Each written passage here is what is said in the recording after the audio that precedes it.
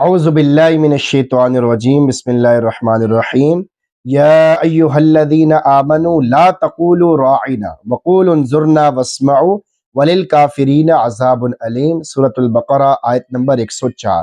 آیت نمبر 104 کا شان نزول ہے کہ نبی اکرم صلی اللہ علیہ وسلم کی مجلس میں بعض یہودی بھی شامل ہو جاتے تھے۔ اگر کوئی مسلمان آپ صلی اللہ علیہ وسلم کے کسی ارشاد کو اچھی طرح نہ سمجھ سکتا تو راعنا کہتا، یعنی اے اللہ کے حبیب ہماری رعایت فرماتے ہوئے دوبارہ سمجھا دیجئے۔ یہود کی زبان میں یہ لفظ گالم گلوچ کے لیے استعمال ہوتا تھا، نیز اگر اس لفظ کی عین کو ذرا کھینچ کر پڑھا جائے تو راعینا بن جاتا ہے، جس کا معنی بنتا ہے اے ہمارے چرواہے، ہمارے نوکر غلام۔ یہود نے اس موقع کو غنیمت سمجھتے ہوئے اسی لفظ سے نبی کرم صلی اللہ علیہ وسلم کو مخاطب کرنا شروع کر دیا۔ اللہ رب العزت نے یہودیوں کی خباثت سے مسلمانوں کو بھی متنبہ فرما دیا اور آئندہ اس لفظ کے استعمال پر بھی پابندی لگا دی۔ یا ایھا الذین آمنو، اے ایمان والو، اللہ تعالیٰ نے مومنین کے نام سے خطاب کر کے یاد دلا دیا کہ ایمان کا صاحب ایمان سے تقاضا یہ ہے کہ وہ اوامر الہی کا اتباع کرے اور نواہی سے اجتناب کرے۔ اوامر یعنی جن باتوں کا اللہ حکم کر رہے ہیں، نواہی یعنی جن باتوں سے منع کر رہے ہیں۔ لا تقولوا راعنا، راعنا نہ کہا کرو، یعنی اپنے نبی صلی اللہ علیہ وسلم کو لفظ راعنا سے خطاب نہ کیا کرو۔ وقول انظرنا، بلکہ انظرنا کہا کرو، جس کا معنی ہے کہ ہماری طرف نظر شفقت فرمائیے اور ہماری گزارش سماعت فرمائیے۔ واسمعوا، اور سنا کرو، یعنی نبی اکرم صلی اللہ علیہ وسلم تم سے کلام کرے تو پہلی مرتبہ ہی حاضر باش ہو کر توجہ اور غور سے سن لیا کرو، تاکہ دوسری مرتبہ پوچھنے کی ضرورت ہی پیش نہ آئے۔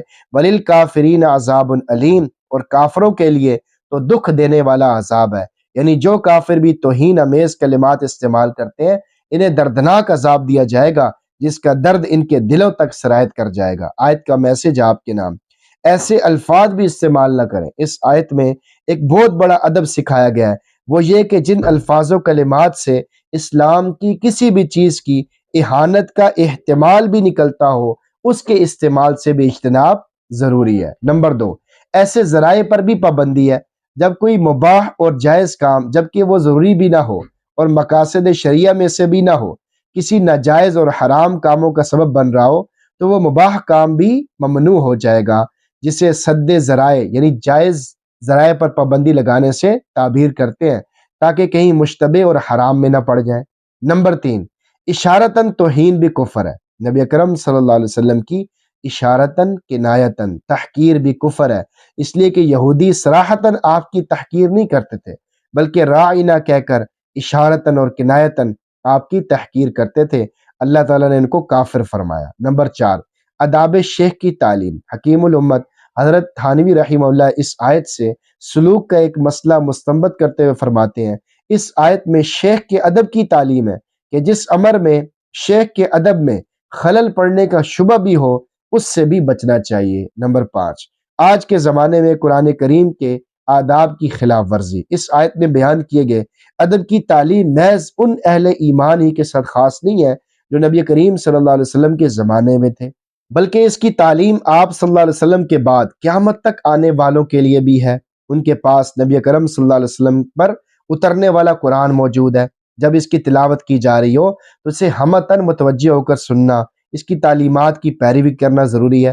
آج دیکھا جا رہا ہے کہ اکثر لوگوں کی حالت بہت بری ہو گئی ہے، قرآن کریم کی تلاوت کے وقت نہ تو خاموش ہوتے ہیں نہ ہی اسے توجہ کے ساتھ سنتے ہیں۔ کیا یہ قرآن کریم کے آداب کی خلاف ورزی نہیں ہے؟ اگر نبی اکرم صلی اللہ علیہ وسلم کی زبان مبارک سے نکلنے والے کلام کو غور سے سننا ضروری ہے، تو کیا اللہ رب العزت سے نکلنے والے کلام اور نبی اکرم صلی اللہ علیہ وسلم پر اترنے والے کلام کو غور و توجہ سے نہیں سننا چاہیے؟ سننا چاہیے، بلکہ سننے کا اہتمام کرنا چاہیے۔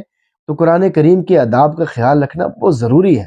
قرآن کریم کو نہ پڑھنا، کئی ہفتوں مہینوں تک نہ پڑھنا، یہ بھی بے ادبی ہے کہ قرآن کریم آپ نے رکھا ہوا ہے، آپ اس کو پڑھ ہی نہیں رہے، موبائل کو آپ روزانہ دیکھ رہے ہیں، موبائل پہ میسج کو دیکھتے ہیں اور لوگوں کو میسج کرتے ہیں اور کالز کرتے ہیں، روز موبائل کو استعمال کرتے ہیں، لیکن آپ دیکھ لیں قرآن آپ کے گھر میں پڑا ہوا ہے، آپ اس کو پڑھتے ہی نہیں، ہفتے نہیں پڑھتے۔ ایک دوست نے فون کیا اور کہا کہ بھائی میں اس مسئلے میں پھنسا ہوا ہوں، بہت سخت پھنسا ہوا ہوں، تو میں نے ویسے ہی اس سے پوچھ لیا، میں نے کہا قرآن کریم پڑھتے ہو؟